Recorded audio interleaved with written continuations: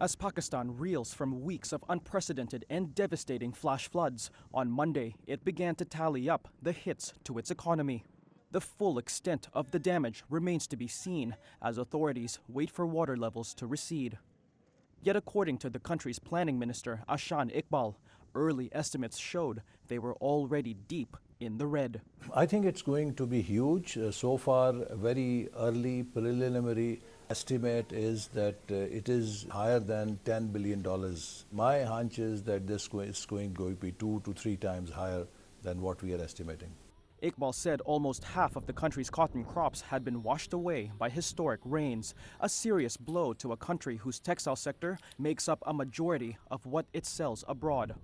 Meanwhile, severe damage to other crops caused food prices to shoot up. The floods also wiped out infrastructure around the country, including a major bridge in northern Pakistan, which wound up almost completely cut off from the rest of the country.